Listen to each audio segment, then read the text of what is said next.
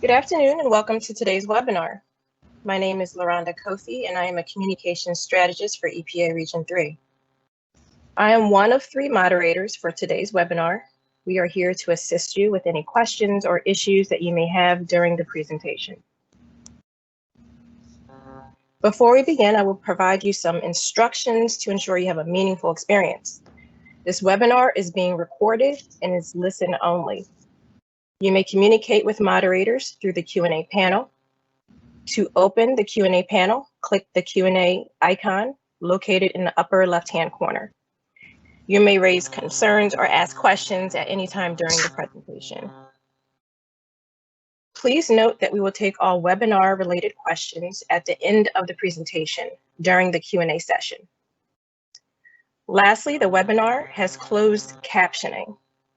You may turn on the closed captioning by selecting the closed captioning icon located in the lower left-hand corner. I want to thank you again for being here with us today, and I hope you enjoy the presentation. So now I'd like to thank the EPA Region 3 Administrator, Cosmo Servideo, for joining us. I will get your video. Yeah, let me get your video on, if you can turn your video on, so that you may share a few words with the audience. Excellent. Well, thank you. Thank you, LaRonda, and good afternoon, everyone. And welcome and thank you for attending today's webinar as part of EPA's 50th anniversary celebration. We are celebrating our month-long observance of 50 years of progress in protecting children's health. Throughout October, we continue to recognize Children's Health Month by highlighting our many programs and resources dedicated to improving air quality, reducing lead exposure, and protecting the health and well-being of children. We feature a theme each week, and this week's theme is National Lead Poisoning Prevention. National Lead Poisoning Prevention Week is an annual call to action aimed at bringing families, individuals, community-based organizations, state, tribal, and local governments, and others together to protect current and future generations from exposure to lead. Although we have seen the decrease of childhood lead levels over the years, childhood lead poisoning is still an ongoing issue. Children may be exposed to lead in many media and environments, such as lead in homes or lead in paint in schools. In the EPA Mid-Atlantic region, we work to keep the public safe from lead poisoning through cross-governmental collaborations, public partnerships, rulemaking processes, enforcement actions, and targeted outreach. EPA continues to see gains to reduce lead exposure and its associated harms. This webinar is just one of the ways we educate and partner with the general public to reduce childhood lead poisoning. I hope you find the webinar informative, and I encourage you to share what we learned with others. Please also consider participating in other activities this week, such as the virtual Lead Awareness Walk, the poster contest, as well as tomorrow's webinar on making a home lead safe with our partners, the U.S. Department of Housing and Urban Development and the Maryland Department of Environment. You can find more information about these activities on the EPA Region 3 Twitter and Facebook accounts. Enjoy the presentation and the remainder of your afternoon. Thank you so much. Thank you, Kaz, and thank you, Noel. I have you on screen. You're ready to go. Great, thank you so much. Good afternoon, everyone. My name is Noel Watanabe, and I'm a life scientist in the Land, Chemicals, and Redevelopment Division. I get to do outreach for the lead-based paint program, and I'm also the chair of our regional lead work group, where I get to do a lot of work on collaborative activities, which I'll tell you about later in this presentation. Before we begin, I wanted to start by sharing some key points for you to keep in mind that really tie today's presentation together. First, lead exposure is especially dangerous to young children and pregnant women, but lead poisoning is preventable. Second, as you just heard, it's National Lead Poisoning Prevention Week, but every single day, EPA Region 3's lead programs work to protect children's health by addressing lead in air, water, soil, and paint, and by enforcing federal lead laws. Finally, we don't do this work alone. EPA Region 3 collaborates with federal, state, and local agencies and community partners to raise awareness of lead and leverage tools and resources with the goal to reduce childhood lead exposures across the Mid-Atlantic. Next slide. Here is a brief overview of today's presentation, starting with what is lead. Then, many of my colleagues will be presenting on how EPA Region 3 programs work to protect children's health. Finally, at the end, we will have a question and answer session. And with that, let's get started.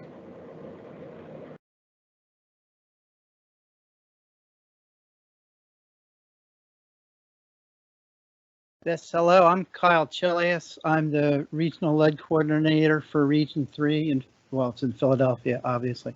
I've been working for the federal government for 34 years at this point. I started out as a naval architect at the Philadelphia Naval Shipyard, and then I came up to EPA as an environmental engineer. And why did I tell you that? Because I want you to know that just because you had your life planned out for you, that when one path closes, another path opens. In this case, the shipyard was getting ready to close. So we're going to talk about what is lead, and then symptoms, and as well as where the pathways throughout your life might actually be. Lead is a heavy metal that can be found in the ground. And if you look at the picture, the bigger ones that almost look like morphed crystals, that's the actual lead as it comes out of the ground. And then you might be more used to seeing it refined. There it's used as just this cube for demonstration. They used lead on tires to balance the tires, and that's just a recent use. So I'm not going to go into the history. Just know that the Romans and the Egyptians, they were all using lead. They were using it for their makeup. They were using it for their paints and pigments. And a lot of artists have a habit of licking their brush in order to make a finer point, in which case the lead was going right into their system. Let's talk about symptoms. If I could have the next slide, please. So in newborns, it's kind of hard, it's going to be kind of hard to tell because they're going to have learning difficulties and slowed growth. So if you've ever, it's going to be hard to tell without taking a blood test. Let's put it that way.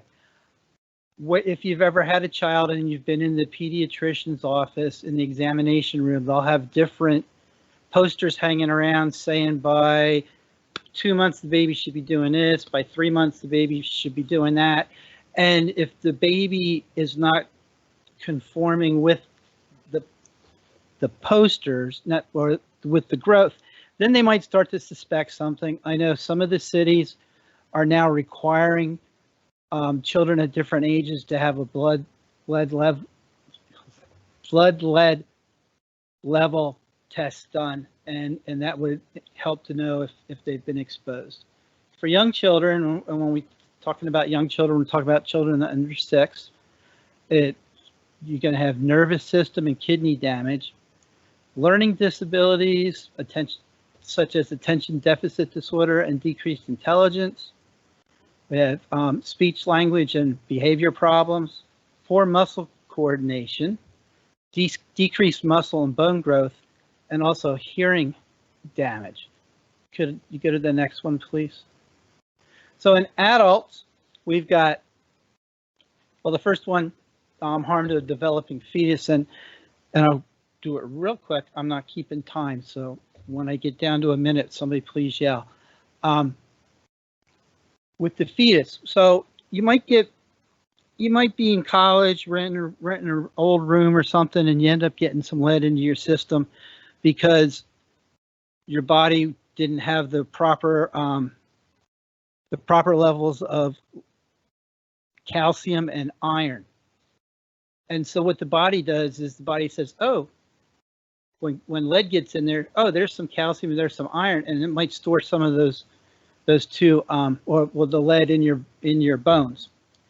In which case, 20 years later, you may be settling down to have a family, and the bones might actually leach, let the lead go out into the fetus. So that's how you could have issues that way. Or you could also have issues because you're living in a house and you're getting exposed to lead because of the dust. Increased chance of high blood pressure during pregnancy, fertility problems both in men and women, high blood pressure, digestive problems, nerve disorders, memory and concentration problems, and muscle and joint pain. And what I'd like to say is the reason we concentrate on the children that are mostly 6 and below, it's because when they're that age, their body's developing, and it's harder for the younger children to get the lead out of their system. Whereas an adult, assuming they've been eating well and everything and they're healthy, it's going to pretty much pass through their system. So that's reasons for you and your children why you don't want to be exposed to lead. This next slide actually talks about all the different ways you can be exposed to lead. So as you look, you can see we have it in the air, we have it in the soil, in the water, and then also inside the house. So you've got on the drawing starting up with the lady in the parks. If there's part of the problem is there's usually a high level of lead that's background lead in the soil. And that part of it's, there might have been, if you're in a city, you might have had like a paint plant or a glass works that would emit lead at a certain point, and that's going to stay in the soil so that you've got it in there. Gasoline, when I was younger in the 1970s, they started to take the lead out of the gasoline. And as they did that, they have found that lead over the years, because it's been many years now, they've been able to do studies that show that people who were born after that point don't have as many issues with lead later in their life. I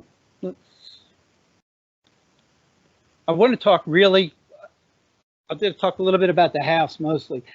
Like I said, you see you've got the ambient air, because if it's still, some of the plants might still be emitting lead. You might have it, if you're going to a relative's home that's an older home, they might have it there. In 1978, that's when they made it illegal for lead to be in paint. So houses built before 78, we pay more attention to. Homes that are having renovations done, ones that were built before 78, lead might be an issue there. Apartments and condos that again go back to 78, it might be in there. In your yard, and I'll explain that in a second or two, and then also at the school or daycare, it might be in the paint if those buildings are older. In your house, it might be outside. If your windows and your shutters and everything, if they're lead paint and it's flaking off, that's creating dust that'll be in the soil. And as you come in, you may track it in that way. If you have a pet that goes out regularly, the pet may track it back in.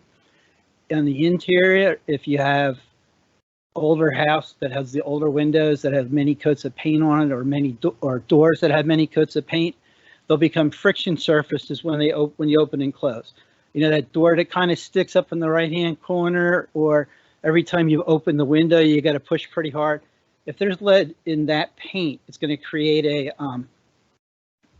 some dust. And why did you open the window in the first place? Because you wanted to get some air circulating. So the lead dust accumulates in the paint, the windowsill area. It blows in and it goes down onto the floor. Now, who's usually down on the floor? The toddlers and the babies. And what do? They put their hands in their mouth. They pick up toys that may or may not have lead, depending on what country they came from. So they put that in their mouth, and then they end up with it in their system by swallowing. They found that adults mostly get it from inhalation. Like, say you have hardwood floors and there's dust and you're sweeping, you're breathing it in that way. The one other thing I wanted to bring up as well was they have out in the house, you might have it in your air, the drinking water, the soil outside, which you talked about, the products, the Consumer Product Safety Commission issues new warnings every couple of months about toys that might have lead in them. And well, the plumbing, if it's older, it's going to probably be copper with lead solders. Batteries, cosmetics, there's a certain brand of men's hair dye and beard dye that is really high in lead. And then the other one that I was, there was a lady we worked with in Virginia who found that some of the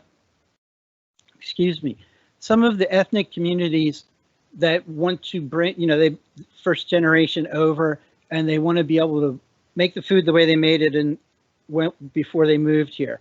They're getting a lot of and they're skipping my mind, my brain right now. I apologize. Don't get old. It's in some of the spices and some of the foods, and we're working on that. More Virginia. Virginia's doing a really good job, but they're working on that in order to cut down on that pathway. So I got a feeling I might be done since the new slide came on. So here's Dave Talley to talk about reducing lead in air. Thank you. Thanks, Kyle. Good afternoon, everyone. My name is Dave Talley. I am an environmental engineer in the Air Division, and I work in the planning and implementation branch.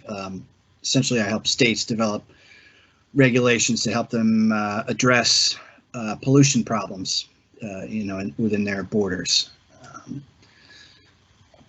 Next slide, please. We've come a long way since there was lead in gasoline, but there's still plenty of work to do. I'm just going to give you sort of a general overview of the work that we do in air, and then a couple examples of that work.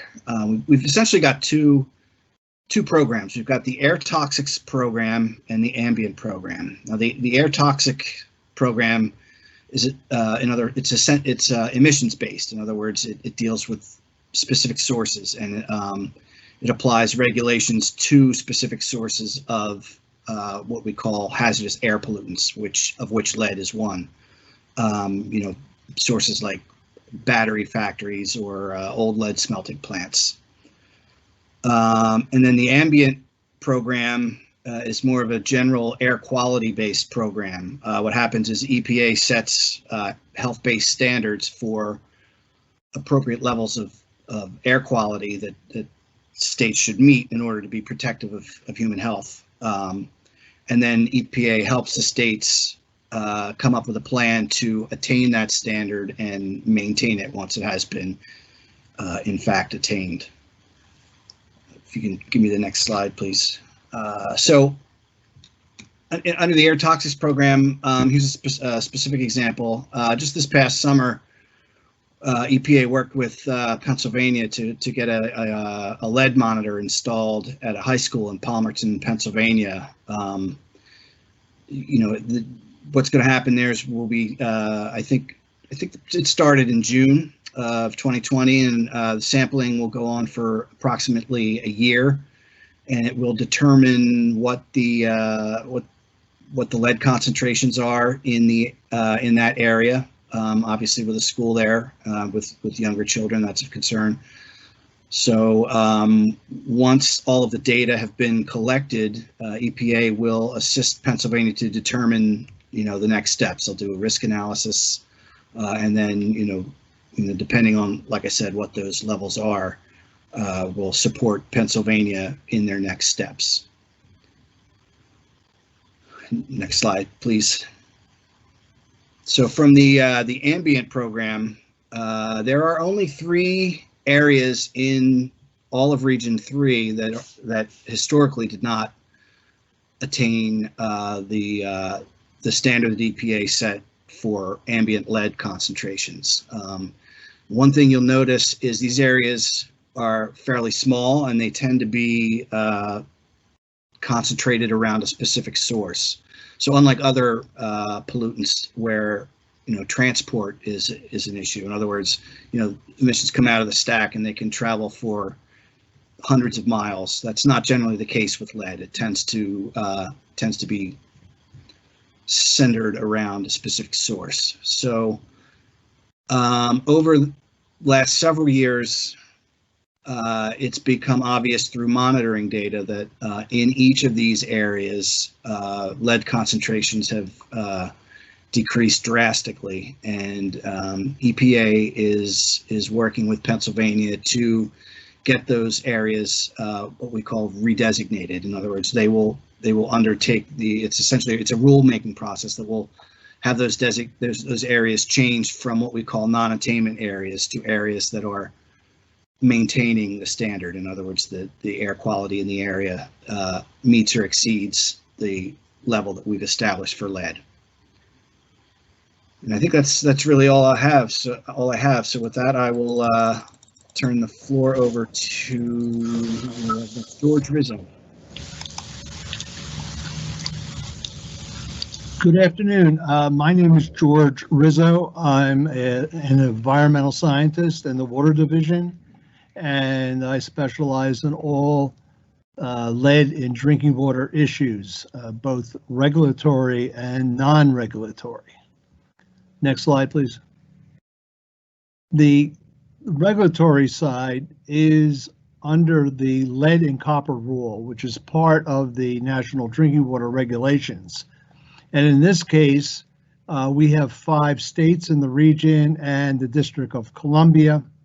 So in the 5 states, we basically will work with the state programs to implement the rule, and in some cases enforcing the rule. In the District of Columbia, we have the primary responsibility for implementation and enforcement, and mainly with the Washington Aqueduct and DC Water. Okay, under the lead and copper rule, public water systems are required to periodically collect samples from customers' taps for lead and copper analysis. The sampling periods will vary depending on what the status of compliance with the rule is for the water systems. We also, other water systems that are considered to be non-transient, that are business type buildings, they all are also required to collect samples.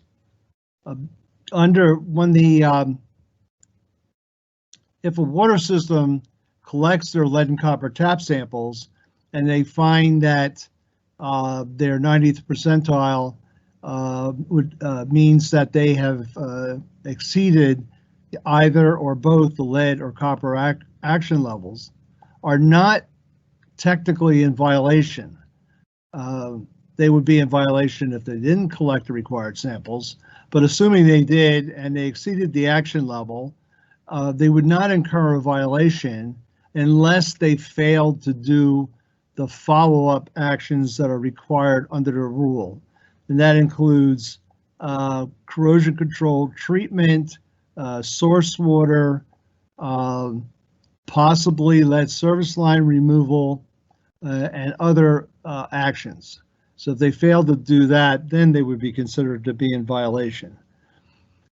Yeah, okay, and then probably in the most recent update to the rule, which has been a while now, when water systems have their customers collect samples, the water system is required to notify those sites of the results, and they are required to provide specific information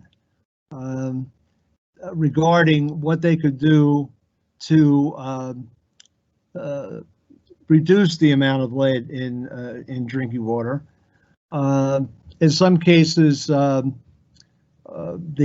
systems will actually use 2 different notifications. One, if that particular site exceeded the lead action level, and also one that would notify the customer that they had Their results were below the action level, but they still needed to, or advised to take some actions to reduce it further. Okay, now next slide, please.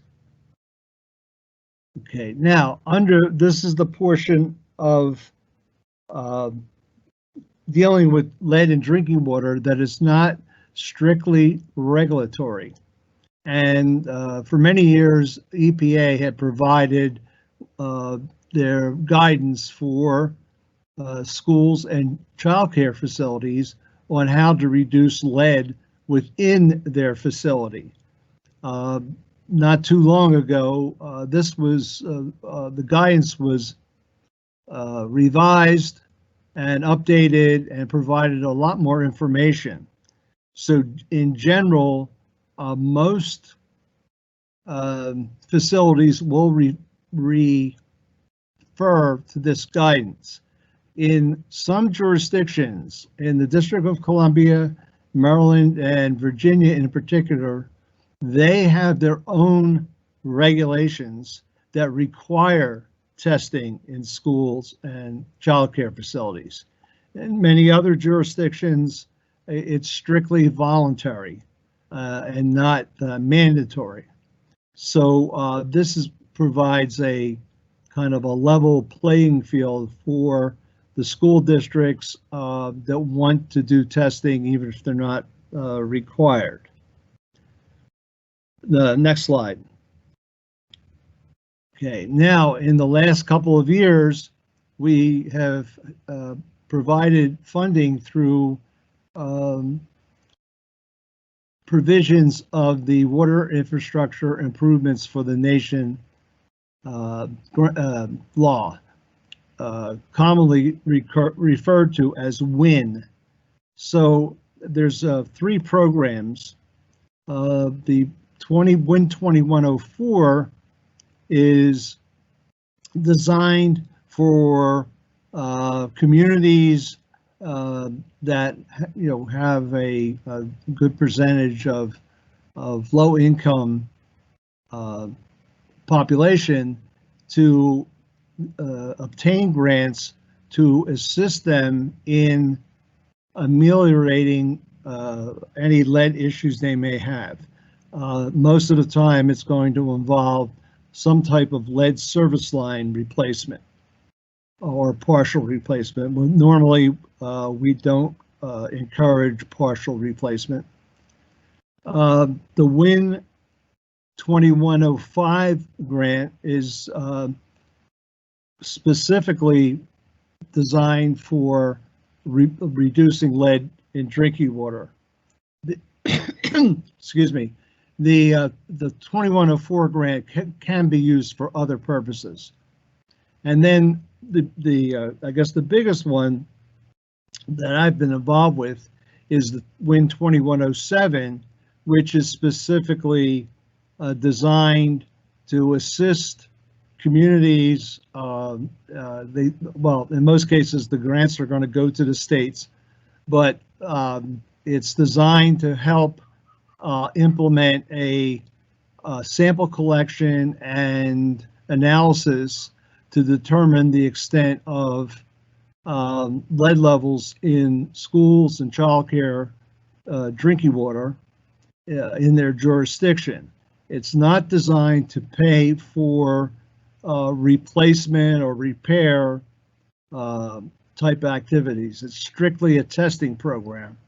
So our 5 states in Region 3 and the District of Columbia have all received funding for fiscal year 2018 and 2019 and are now applying for additional funds from fiscal year 2020.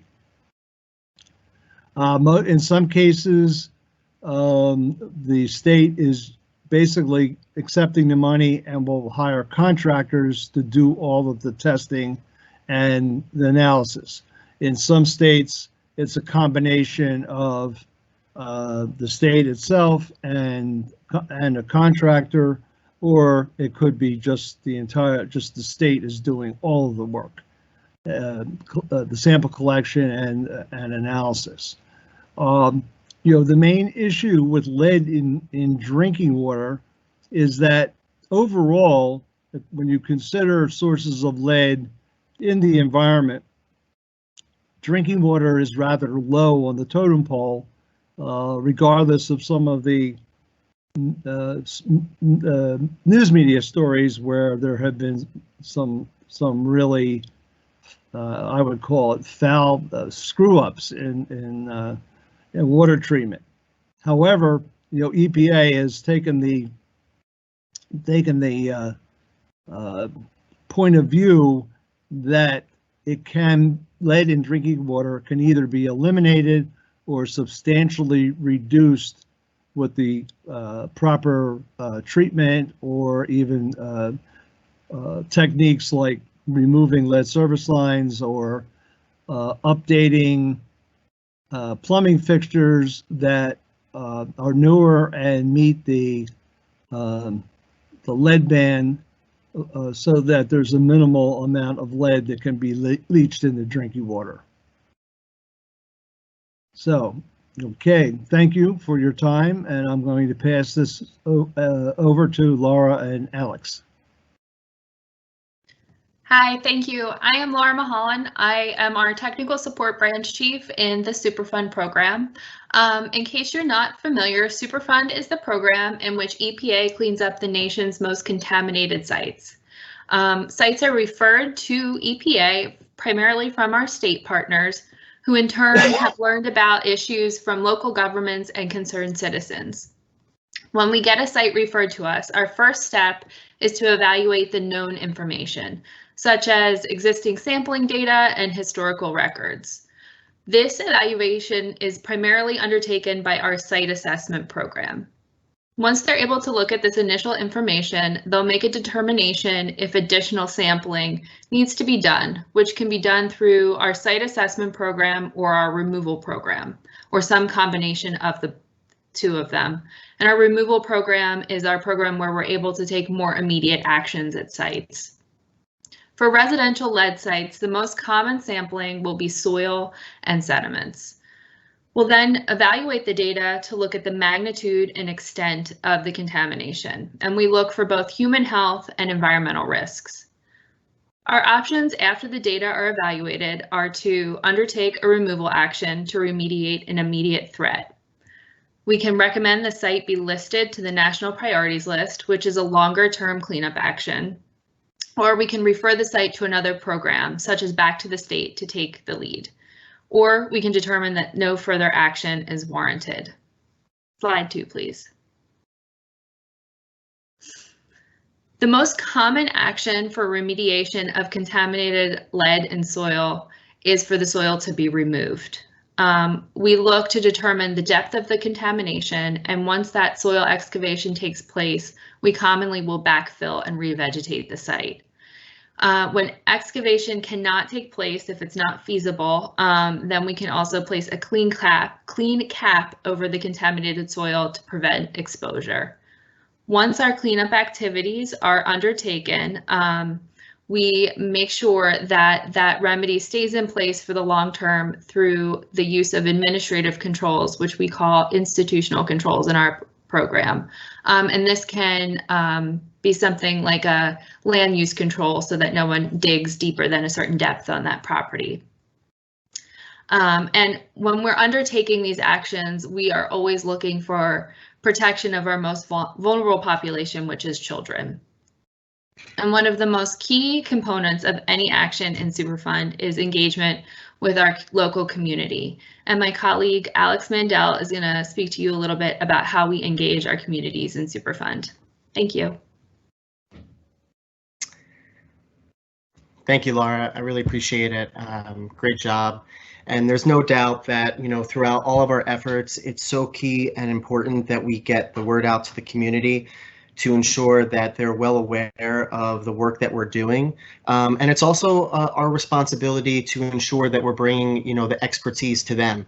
It's so key to have a two-way communication on important topics like lead, and it's so vast. And, one of the opportunities that we try to take advantage of is having community events like soil shops that my colleagues in ATSDR are going to go in a little bit more detail about.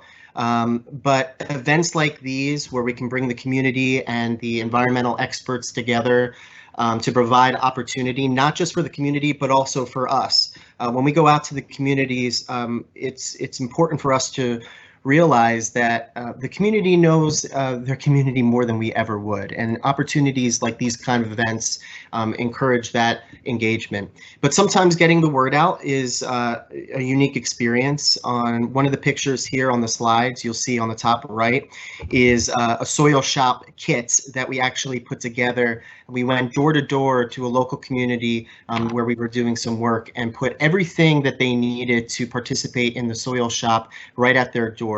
And again, my ATSDR will go into a little bit more detail about these events. But Laura, like you said, and I think for everyone at EPA, community engagement is one of the most, if not the most important aspect of the work that we do.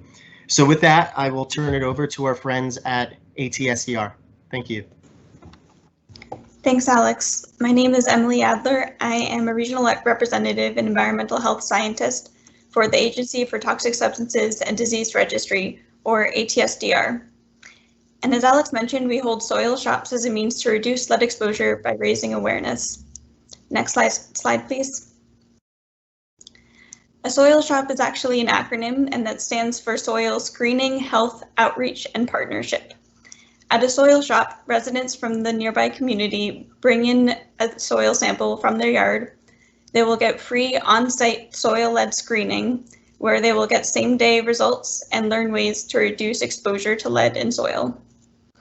And we do it to reduce exposure to lead by raising awareness, and supports health activities at Superfund and brownfield and other industrial sites that may have lead in soil from historical activities. And because it is a mobile event that can take place in any community, we have an ability to reach a wide range of communities, not just in the Region 3 area, but all over the country. And we aim to engage proactively, directly, and positively with the communities. Next slide, please. We conduct a soil shop in 3 basic steps. Residents bring in a soil sample from their yard in just a simple Ziploc baggie, and we partner with the local agricultural extension schools to use an X-ray fluorescence instrument, which is a handheld tool that will give quick and easy results of the soil screening value. And we have health educators on site to better understand your lead screening value and to learn more about lead in soil. Next slide, please. So some important elements that we want to emphasize is that the soil screening is safe, and we have guidance and website tools available to better understand soil and lead values, and we provide proper soil waste disposal on site. Thanks so much, and if you have any questions, you can put them in the Q&A or ask them at the end. Next slide, please.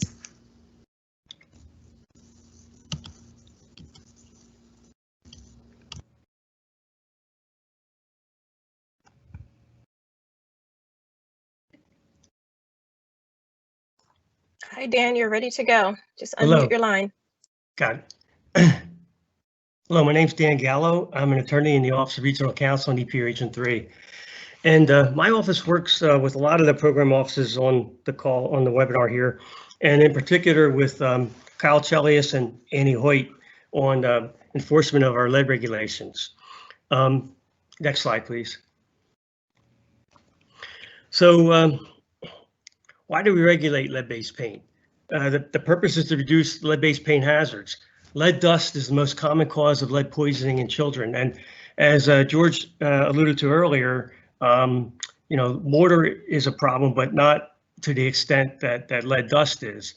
And if you look at this photograph on the left here, this is a can of Dutch Boy white lead paint.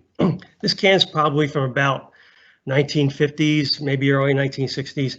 And you can't see the composition there because of the smudges, but this is 85% lead in this can of lead paint. It's a lot of lead. Now, we don't have time to get into the extensive lead history in the United States in the 1900s, from the early 1900s till now. But let's just say that the content of lead in paint, it may have reduced somewhat over the years, but it never got to the extent where it was not hazardous. And our health experts, when they urged the removal of lead in paint over the years, the lead and paint industries resisted that effort. And it was not until the 1970s that lead was banned from paint in the US. So at that point, we have what we call pre-1978 target housing, and that you'll hear that referred to in a lot of our regulations that I'm going to mention. So that target housing is that lead-based paint housing prior to 1978 that our lead-based paint regulations focus on. So along with the ban of lead in paint, around 1990, there was a national study done, actually two studies, the most famous one, the N. Haynes study, revealed that about 1.7 million children in the US suffered from lead poisoning. So as a result, Congress passed the Residential Lead-Based Paint Hazard Reduction Act of 1992 to reduce these lead-based paint hazards. Next slide, please. So in this act, the 1992 Act is commonly called Title 10 because it falls under the Housing and Community Development Act of 1992. And it's a comprehensive piece of legislation that covers several areas of lead education, lead regulation, and lead-based paint activities.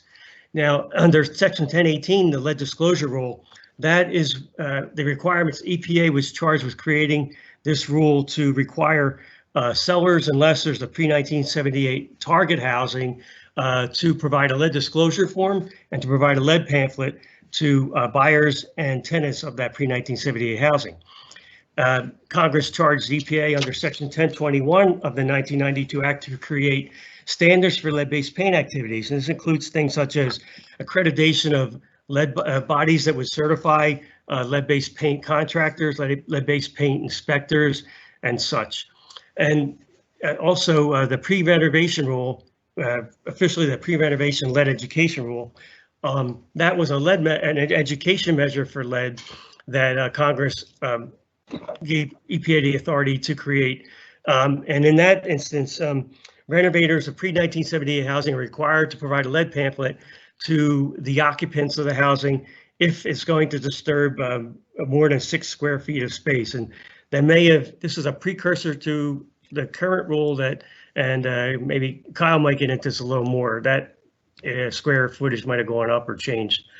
The next rule, EPA was charged by Congress to create, HUD was charged by Congress under sections 1012, 1013 to create the lead safe housing rule. And what this did was it required HUD to conduct lead clearance testing after they performed paint repair work or lead paint remediation work.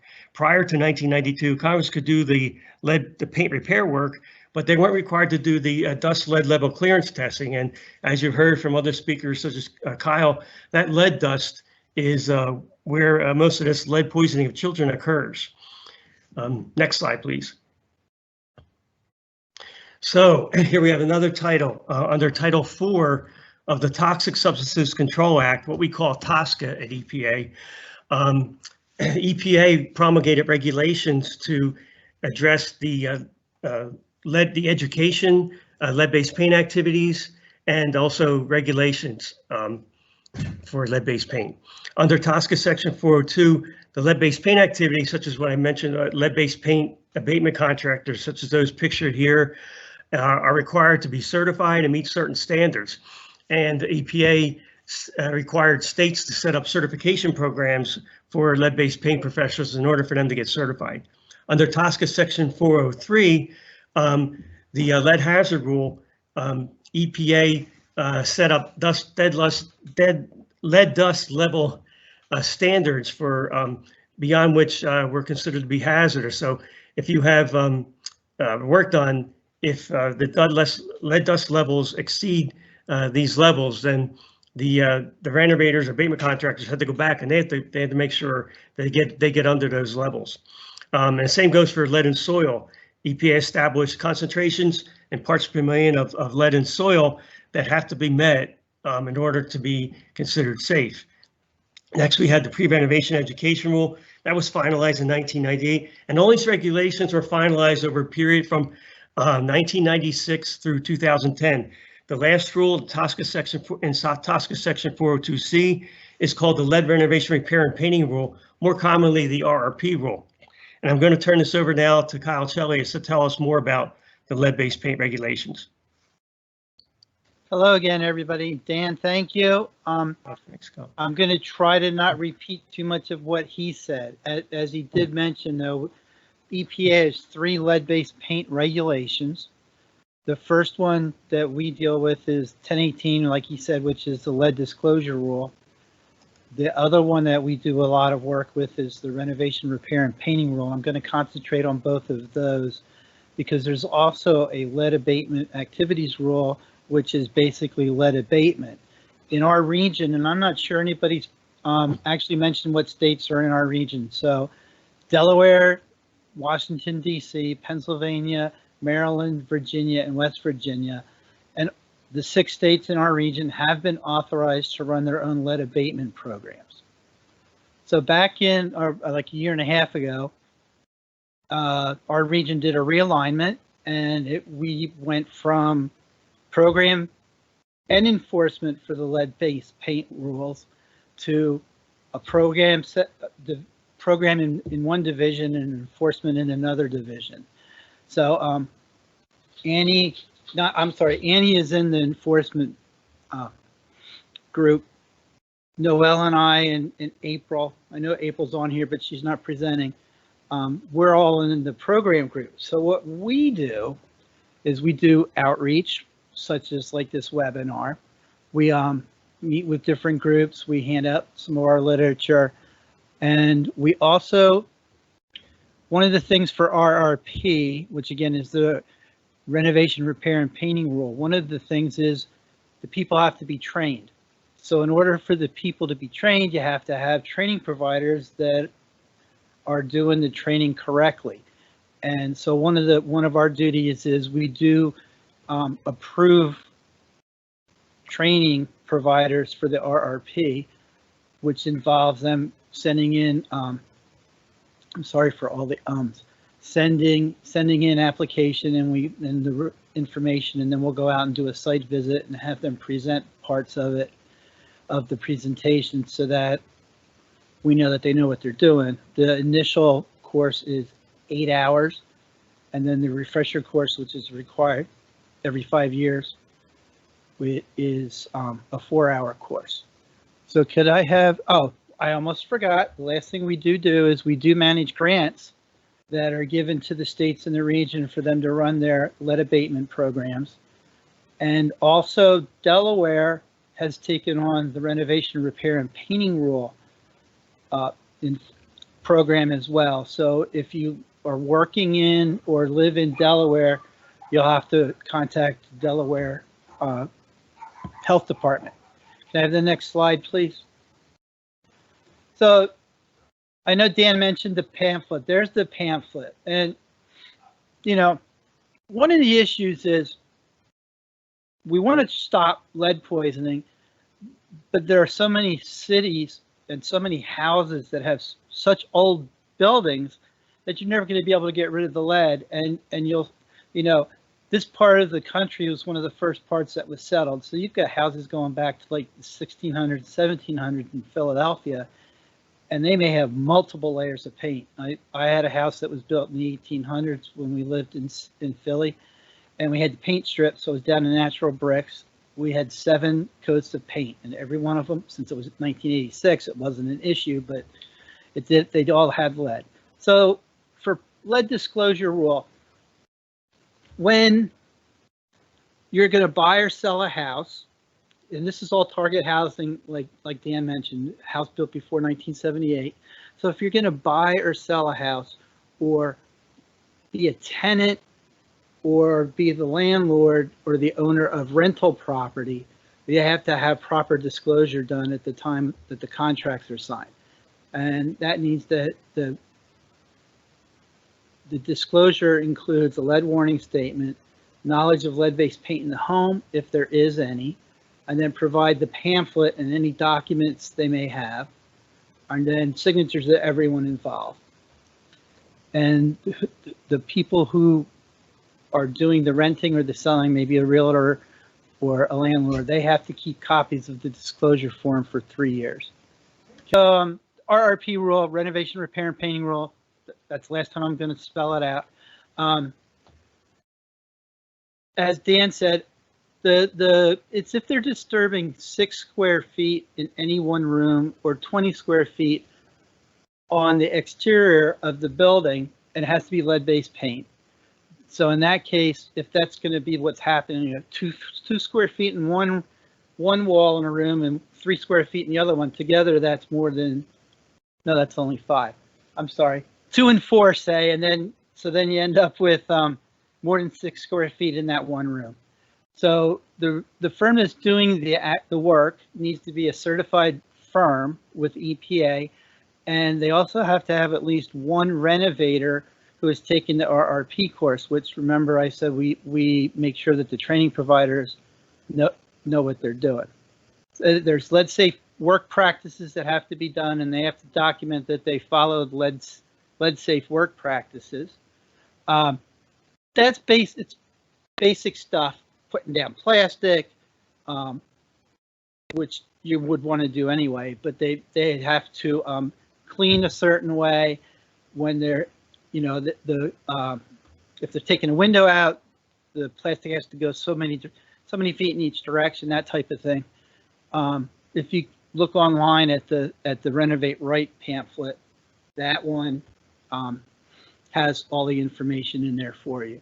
Now, the last thing I wanted to mention before Annie starts to talk about enforcing these laws, there is an issue sometimes where landlords or the rental property owners want to do their own maintenance work. And if it's, you know, if the landlord has three units, if he's doing all the work in there and it's disturbing 6 square feet or 20 square feet, he has to be certified as a renovator and also has to be certified as a firm. Same thing with the property owners that might do it. So, you know, in some cases, you'll have big apartment complexes and they've got their own maintenance crews. So they have to be certified as a firm and then also have at least one renovator on the job initially and at the end. And I don't want to get too deep, so I'm going to stop now. I could talk about this for hours. And now we're going to have Annie Hoyt talk about the enforcement, the lead laws. I'm sorry. Thank you, Kyle. My name's Annie Hoyt. I'm an environmental scientist with EPA, and I'm also the lead enforcement coordinator.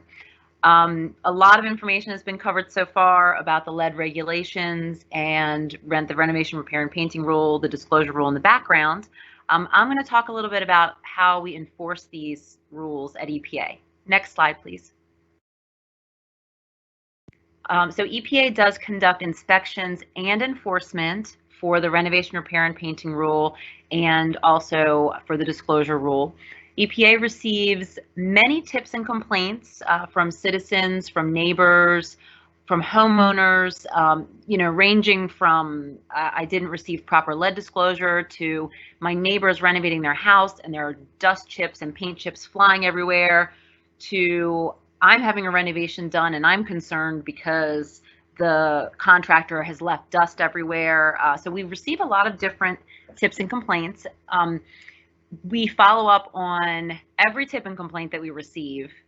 We also conduct random inspections. So we will use data. We have mapping data, permit data, database information that we also use to find hotspots of older housing. As Kyle and Dan have mentioned before, pre-78 housing is where these rules apply. So, and these rules only apply in residential situations, not commercial. So those are the things that, you know, some of the things that we look for. Next slide, please. So when we conduct these inspections and enforcement, There are a few things that can happen. EPA can suspend, revoke, or modify a firm's certification if the firm is in non-compliance. And as Kyle said, for RRP, the firms need to be EPA certified in order to perform RRP work. Non-compliant contractors, they also can be liable for civil penalties up to $40,576. So that is a very large fine, but really the fines range anywhere from $100 to $200 up into, it could be to the hundreds of thousands of dollars, depending on several factors, whether there are children under 6 present, whether there was actual harm done, and also whether there's a whole division at EPA, the Criminal Enforcement Division.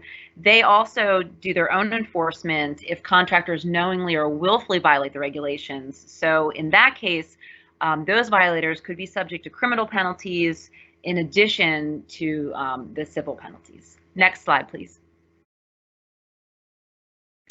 So when we're doing the inspections and enforcement, there are a few ways, a few things that can happen. After our inspectors go out, they collect information about the firm. The pamphlet that you saw a slide earlier, they make sure that the pamphlet was provided to the homeowner or occupant. They also check the records, make sure that the contractor is in compliance with RRP. So the inspectors prepare this report, we review it and make recommendations based on that inspection report. So based on the report, if the contractor is in compliance, we can close out the case. If the contractor has some minor violations, we may issue a warning letter or a notice of noncompliance. And if there are more severe violations, then EPA can issue a penalty action. So EPA does have an enforcement response and penalty policy that is applied to determine these penalties. The numbers aren't just pulled out of the air. We have to follow strictly follow these penalty policies because certain violations have certain values. For example, the work practice violations, the penalties for those violations are much higher than some of the more minor paperwork violations. So that enforcement response and penalty policy is something that the case development officers and the enforcement staff use in order to determine what the exact penalty is. Next slide, please. So in Region 3, we've received over 1,000 RRP tips and complaints since we started enforcing the rule in 2010. And as I mentioned before, each tip and complaint is addressed. Not everyone is addressed. Some of them warrant an inspection and follow-up.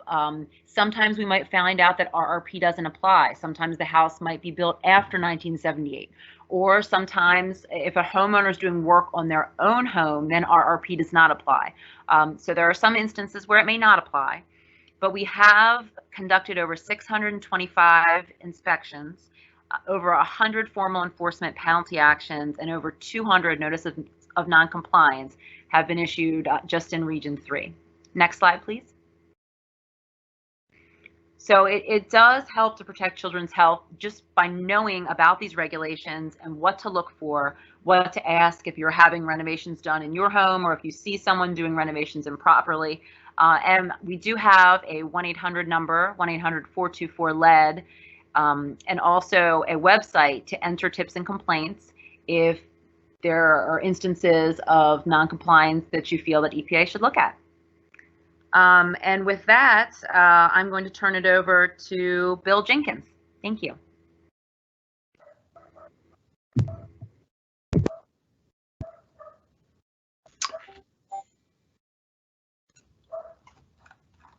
Thank you. Hi, everyone. My name is Bill Jenkins, and I'm a Senior Science Advisor with the Laboratory Services and Applied Science Division in the regional office. Within our division, there are primarily two groups that provide support for lead prevention. So the first one I want to tell you about is the Applied Science and Quality Assurance Branch, which includes the region's GIS or Geographic Information System team, provides data analysis, mapping, and data visualization support. One example of the work at the branch is doing for lead prevention is providing GIS data analysis and mapping support for a project looking at lead exposure risk factors for children in Delaware. The next office or branch that I want to tell you all about is the Laboratory and Technical Services branch, which provides analytical support for a variety of lead contamination and remediation activities, including analyzing lead in soils, water, dust, wipes, and paint.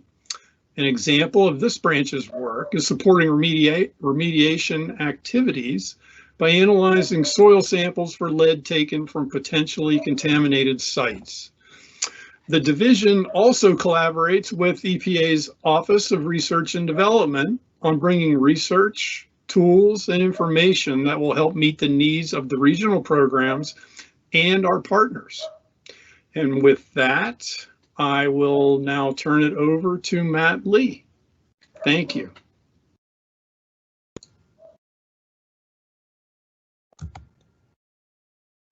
Thank you, Bill.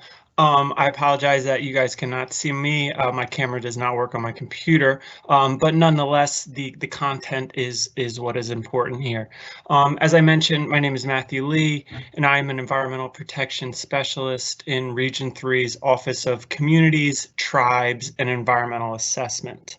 I'm sitting in for Prentice Ward. She is the region's children's health coordinator, and she couldn't be here today. But as mentioned at the beginning of this webinar, children are often more vulnerable to pollutants than adults due to differences in behavior and biology, and that can lead to greater exposure and/or unique windows of susceptibility during development. And the regional Children's Environmental Health and Healthy Schools programs advance EPA's mission to protect children from environmental hazards and take those unique exposure pathways into consideration. So ultimately, our goal is to protect children where they live, learn, and play.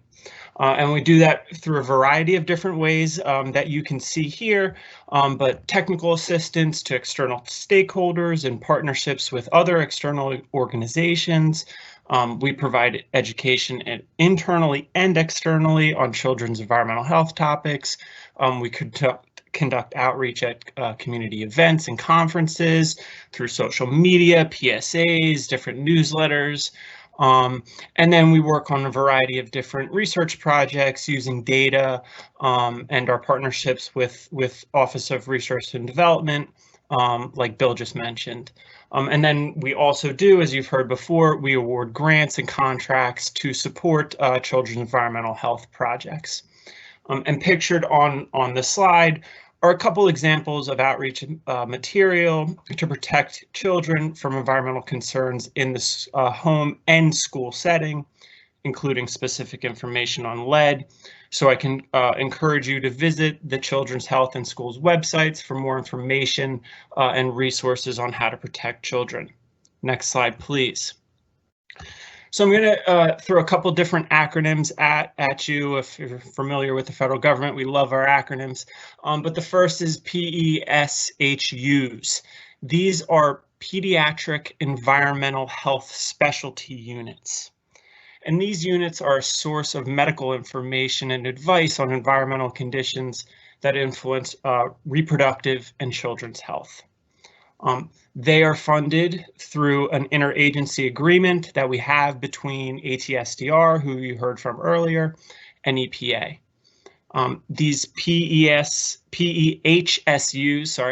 are academically based, and Region 3's is located at Georgetown University and is called the Mid-Atlantic Center for Children's Health and the Environment, or MACHI. And the region is partnering with MACHI on a couple of different projects related to health, to children's health and lead. And specifically, there was a webinar this summer specifically for childcare providers discussing potential environmental hazards in learning environments, such as lead, pesticides, environmental asthma triggers, etc. and then low cost and effective tips that childcare professionals can implement to reduce or eliminate those hazards in the childcare or early learning settings. That webinar was recorded and can be accessed at the website you see on the screen. And then additionally, MACHI is providing education and outreach on lead, specifically to refugee communities with health professionals and community workers to reduce lead exposures from not only your kind of typical household exposures, but also non-traditional lead sources such as personal care sources, and then also food sources. And we have a toolkit being developed, and that will be available MACHI does. They have a toolkit being developed, and that will be available to health professionals this fall. Next slide. Lastly, you're going to see a link on this page and then also in the Q&A section to view EPA's website specifically dedicated to children's health. And it has a ton of different tips and other resources, again, related to the protection of children's health. And now I'm going to hand it back over to Noelle, who's going to touch on some of the region's other collaborative efforts. Thank you. Great, thank you so much, Matt. Good afternoon again, it's Noelle Watanabe here. I told you about the key points at the beginning of our presentation, and now to wrap up, I wanted to tell you more about those collaborative activities. So last year, in October of 2019, EPA Region 3 hosted the Mid-Atlantic Lead Forum. The forum, in support of our federal lead action plan to reduce childhood exposure to lead, was a collaborative step in our combined efforts to reduce childhood lead exposure, especially in communities with populations vulnerable to lead exposure. It brought together communities, federal, state, and local entities from select cities in Region 3. Attendees told their stories, discussed concerns about lead, and shared their best practices. Through their presentations, panel discussions, an exhibitors hall, and networking with one another, information and resources were shared and connections were made. Next slide. EPA Region 3 has continued to follow up with our partners and continue the momentum that started with the forum by doing geographic initiatives and focused efforts in those areas. Again, we are trying to look at lead holistically, not just lead in one media at a time. We recognize that each area is unique and has its own challenges and concerns. Making local lead action plans has been a great tool for local areas to capture their visions and identify their objectives for addressing lead, which helps us figure out what to do next and how we can help. We know that establishing connections and strengthening partnerships with others who have lead poisoning prevention goals can really help all of us leverage our unique resources and our capabilities. Assistance and support can mean different things. One way is just by raising awareness about existing federal grant funding and programs. For example, we've shared information on EPA brownfield opportunities, like grants or even free targeted brownfield assessments to help communities evaluate sites where there may be lead or other contaminants. If EPA can't assist, we may be able to connect them with a contact at another agency who can help. And importantly, we learn a lot from working with areas across the region about best practices, innovative ideas, and building partnerships. And we want to share these ideas and keep the conversations going about these great efforts addressing lead across our region, which will continue to inspire others. And so on the bottom right-hand side of the screen, you can see a screen capture of an EPA Region 3 lead success story, which is an example of one way for how we continue to spread the word. Next slide. And once again, it's National Lead Poisoning Prevention Week. And each year, this is a call to bring together individuals, organizations, industry, state, and local governments to raise awareness of lead poisoning prevention and reduce childhood exposure to lead. Each year, EPA Region 3 plans events and activities for Lead Poisoning Prevention Week. And this slide shows our virtual events happening this week. We have been posting lead information to EPA Region 3's social media sites, Facebook and Twitter, all week long. So check out those posts and make sure to share them with your networks to help raise lead awareness. We have today's webinar, EPA Region 3's Lead Programs Protecting Children's Health, for which we thank you for attending. And tomorrow we have one more webinar. It is at 10:30 a.m. Eastern Time. And EPA Region 3, along with our partners, the U.S. Department of Housing and Urban Development, or HUD, and the Maryland Department of Environment, are hosting an interactive webinar. We will cover the lead-based paint regulations and also answer the audience questions about how to make a home lead safe. It is free and open to the public, and you will see the link to register in the announcements, and it's also on our Facebook page. This is the last slide of the presentation, and we can move on to the next slide, which just has some links for more information and our EPA contacts. Thank you.